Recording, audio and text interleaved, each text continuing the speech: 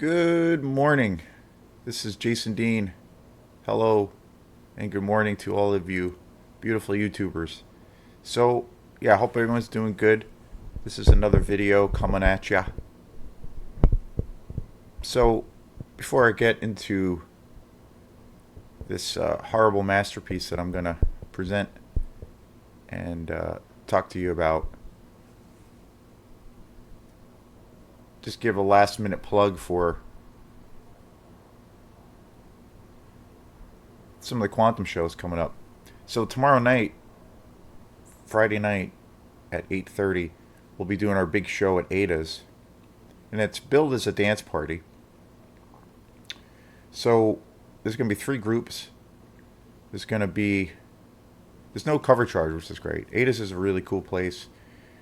I've played there pretty decent amount of times. I played there, I think it was last summer, maybe once or twice, with a band that I play in called Bone Broth, which is mostly like an improvised kind of a group. We played, well, during the pandemic, like most places, they shut down for a while. And then they were, the last 3 or 4 years before the pandemic or so, they were doing, having music there pretty regularly inside.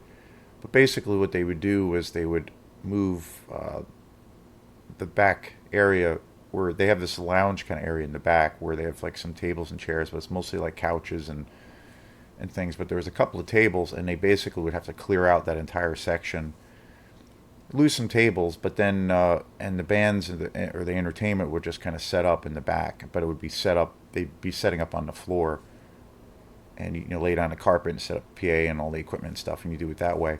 And then when the pandemic hit, they stopped having that.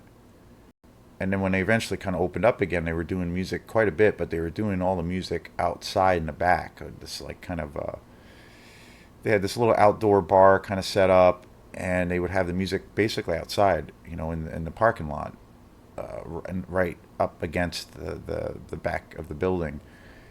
And it was a great space. Actually, really cool acoustics. I remember going there quite a bit that summer and going to see live music, and it was great. It was actually really cool space. I almost kind of liked it more than the inside. And then I got a chance to play there once or twice with Bone Broth, and it was super fun. And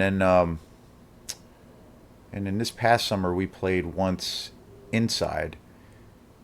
They don't do music outside anymore. Now it's all inside. So now um, they actually have a stage now, which is really cool.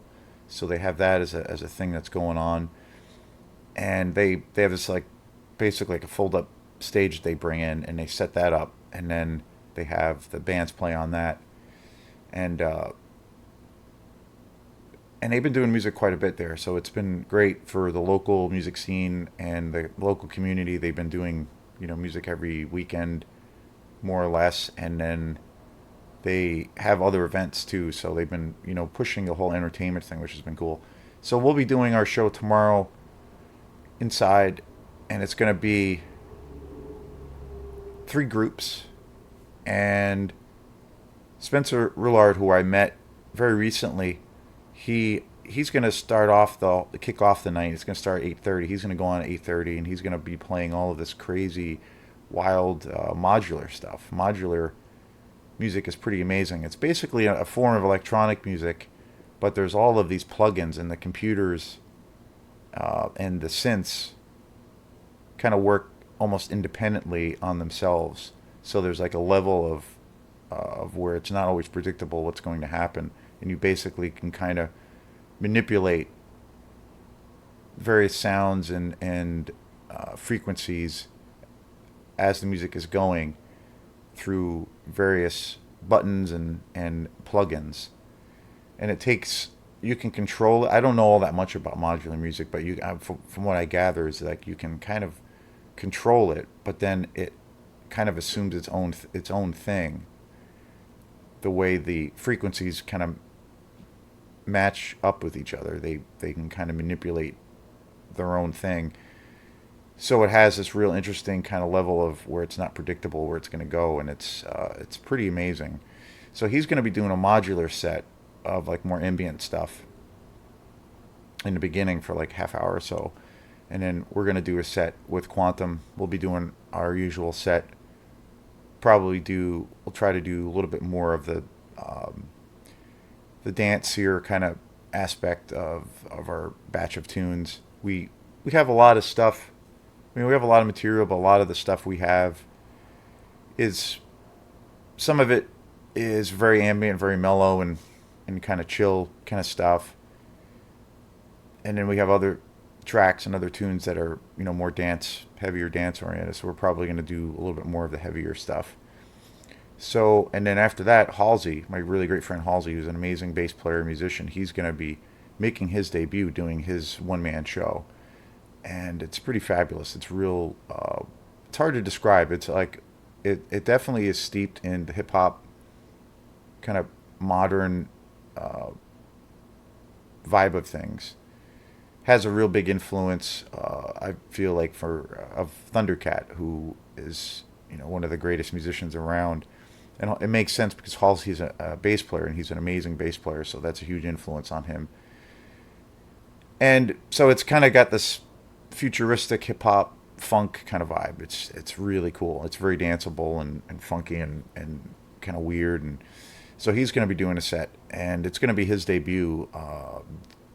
You know, performing this whole project. So that's very exciting, and I'm really excited about. Um, I'm looking forward to that more than anything else.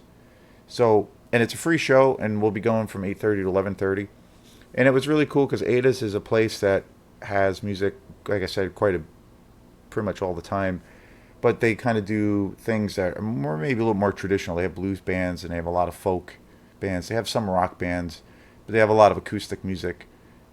Stuff that you would typically see in the area, which is really good. And there's a lot of great musicians that play there. But it's a little bit more, I guess, conventional, or things that you could see a little bit more regularly. And the music kind of that we do isn't something that uh, is a little bit more, maybe to a degree, on the fringe side of things. So you can't really, it's not something you would see I think at a place like Ada's. So I was very excited that they were into this idea. So that's coming up, and then October 1st we'll be doing a show in Camden with Halsey, my friend Halsey. We're going to be playing at my friend's house, Daniel Richmond and Jillian Reed. We're going to be playing in Camden at 2 o'clock, and that's going to be October 1st. And they live right next door to River Ducks in Camden, so we're going to be doing an outdoor show. It's a 2 o'clock showtime, so that'll be really fun. And originally that was going to be our debut, or his debut of us, him performing his music, but then our first time playing together. And then this other show came up, so this will be like kind of the start to that. And then we have another show on I think it's the 24th of September, another Quantum show at Lulu's, and that will be our last one that we have scheduled for the season at Lulu's, because that's an outdoor setting. So the weather is starting to change a little bit here as we kind of move into fall, which fall will be here officially next week. So that will be a really great time, and I'll try to do something special to make that an event to kind of go out with a bang. So yeah, please come out, support some live music, and it's all all the stuff we do and that we're involved with these shows. You might like it or you might not like it, but it's all original music, and we appreciate people coming out and supporting that, because we can't do it without all the support that we've been getting, and it's been a pretty awesome ride for that kind of thing. So this brings me to this amazing movie. It's called Suburban Sasquatch. I actually went to Blue Moose the other day, and I had dropped a little bit of money, and I was looking for in the mood for some wacky exploitation movies, and boy, I found it.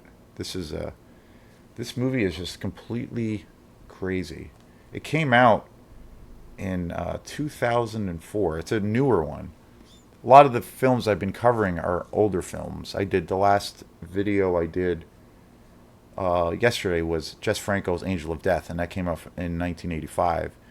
So I've been a lot of the reviews and things I've been doing and video shows I've been doing are, have been on a lot of the exploitation movies that I've been really diving into, and those films tend to be 70s, 60s, and early 80s. Right now I'm watching some more Jess Franco movies that are just really awesome, and they're like late 60s, early 70s, and they're just amazing.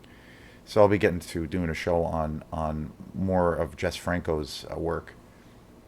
And this one I was really psyched because this is like a newer one, and I was really surprised. And it's totally uh, bonkers crazy. I mean, it came out in 2004. It was directed by David Waskovich, and it's an interesting other thing that I've gotten turned on to, or another interesting kind of weird subgenre of these weird kind of exploitation movies or like B movies, where there's like a rash of movies, a whole bunch of movies that have been coming out and still are coming out that are all shot on video. So they're deliberately shot on video to give it this like really raw, B movie quality, and then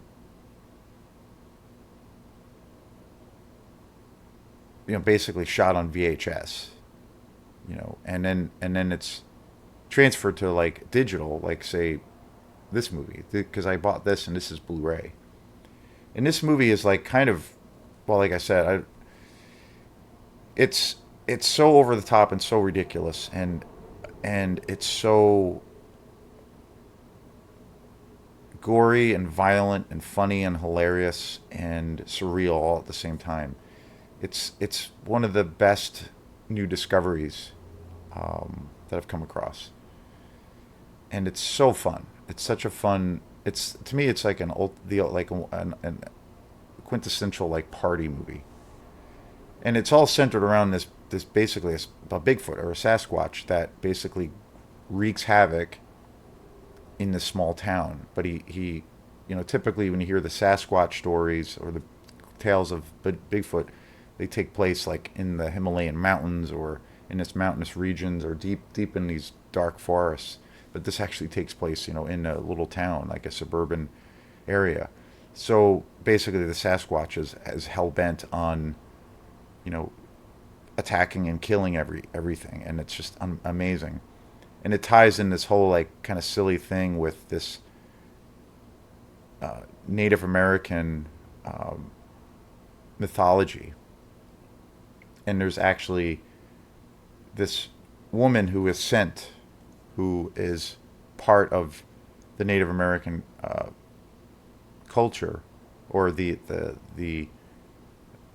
part of the reservation in the area where she has these like mystical powers, and she does these. She's basically the only one who can stand up against this Sasquatch, who on himself also has these like mystical powers, where he's like kind of a god and he can't really be killed. He's not mortal. But this woman who is sent on this quest from her like these elder chiefs in this tribe, she has the same mystical power, and she has these magical bows and arrows over where she can basically confront the Sasquatch and hold her own and possibly kill the Sasquatch. And it's completely bonkers. Like, it's got some of the most amazing digital effects I've ever seen, but completely insanely, just completely ridiculous. And obviously, really, really bad quality. A lot of this stuff reminds me of like early Ed Wood, for instance. Where it's like you can see all the wires and strings, right from the get go. But it's so poorly done and executed from a technical standpoint that it makes it it almost rises that kind of, it almost takes that aesthetic to like a genius level, because it's so ridiculous that it's amazing, and it's so damn fun. And you could tell when these guys made this film that they just had such an incredible ride making it.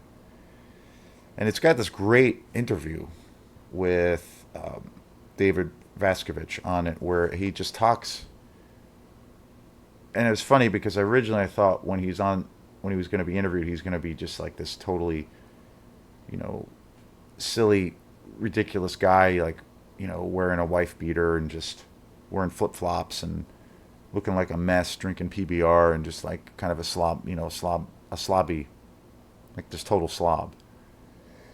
But he's like incredibly smart. He's incredibly articulate. He has all of these real serious themes that he envisioned to make, as far as tying together this film.